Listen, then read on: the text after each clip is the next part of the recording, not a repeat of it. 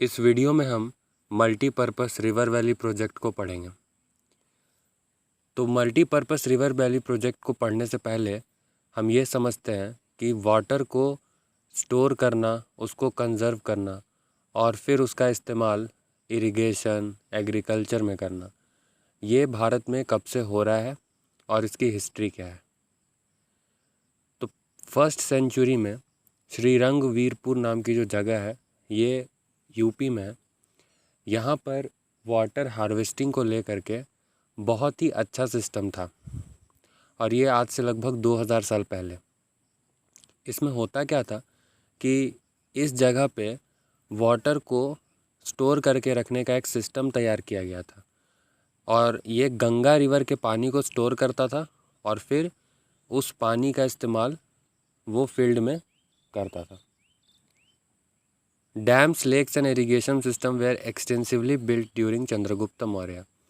तो चंद्रगुप्त मौर्य के टाइम पर इंडिया में बहुत सारे डैम बनाए गए, लेक्स बनाए गए और पानी को किस तरह से इस्तेमाल करना है सही ढंग से, इसके लिए कई तरह के इरिगेशन सिस्टम को बनाया गया।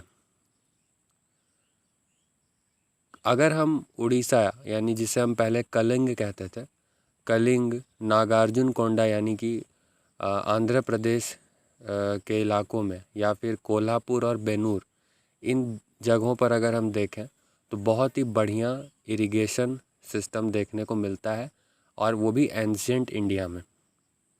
11वीं सेंचुरी में भोपाल लेक बना था। लेक क्या होता है? लेक पानी को स्टोर करने की एक जगह होती है और बहुत बड़ा स्टोरेज होता है पानी का। तो 11वीं सेंचुरी में भोपाल में एक बहुत बड़ा आर्टिफिशियल लेक बनाया गया, जो उस समय पे शायद पूरे भारत में सबसे बड़ा आर्टिफिशियल लेक था। 14वीं सेंचुरी में हौज खास, जो कि दिल्ली में है, वहाँ पे पानी को सप्लाई करते हुए फोर्ट एरिया में लाने के लिए एक सिस्टम तैयार किया गया था हौज खास में, जो कि अभी एक टूरिस्ट प्लेस भी है। अब हम समझते हैं कि मल्टीपर्पस रिवर वैली प्रोजेक्ट जो होते हैं, ये डैम को ही कहा जाता है। मल्टीपर्पस रिवर प्रोजेक्ट, ये डैम को कहते हैं। डैम क्या होता है? डैम एक बैरियर होता है। तो इसमें क्या करते हैं कि जो फ्लोइंग वाटर होता है, जैसे नदियों का पानी, उसको स्टोर कर दिया जाता है। उसको एक बैरियर लगा करके पानी को स्टोर कर दिया जाता है, जिससे कि पानी का जो फ़्लो है वो बहुत तेज़ नहीं रह जाता है। अब ये जो पानी उस बैरियर की वजह से स्टोर हो रहा है, उस पानी का इस्तेमाल एग्रीकल्चर में किया जाता है और तरह तरह की एक्टिविटी में किया जाता है।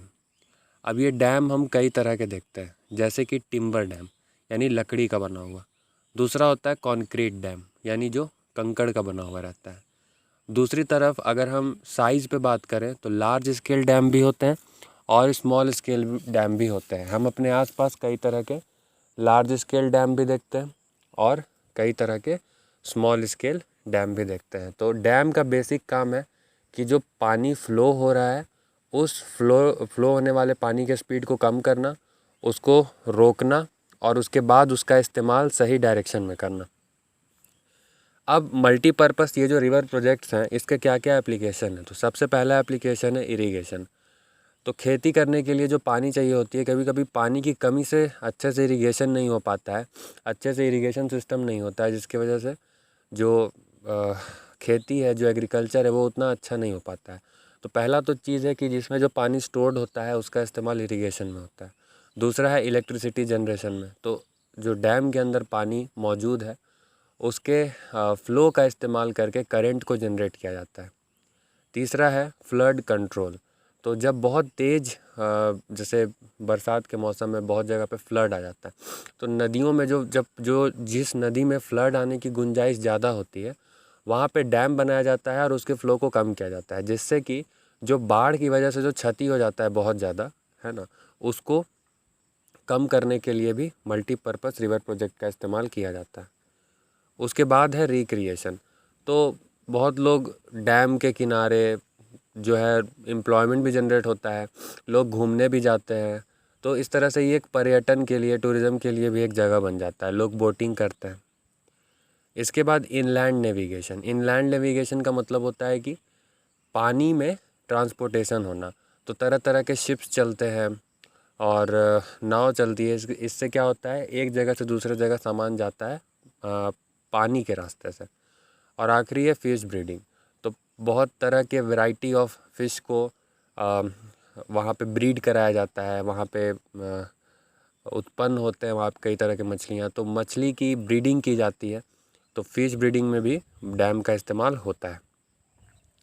जवाहरलाल नेहरू ने डैम को टेम्पल्स ऑफ मॉडर्न इंडिया कहा था। अब इन्हें टेम्पल क्यों कहा जाता है, क्योंकि ये सबसे ज़्यादा ज़रूरी है अभी के समय में। क्योंकि अगर एक मल्टीपर्पज़ जो रिवर प्रोजेक्ट है यानी जो डैम है, उसका इस्तेमाल एग्रीकल्चर को बढ़ाने में किया जा रहा है, तो इससे जो विलेज है उसकी इकोनॉमी अच्छी होगी, वहाँ पे लोगों की इनकम बढ़ेगी। सिर्फ विलेज में ही नहीं बल्कि जब इस पानी का इस्तेमाल इंडस्ट्री में किया जाएगा तो जो शहर है वहाँ के लोगों में भी एम्प्लॉयमेंट जनरेट होगा, वहाँ के लोगों में भी इनकम इंक्रीज़ होगा।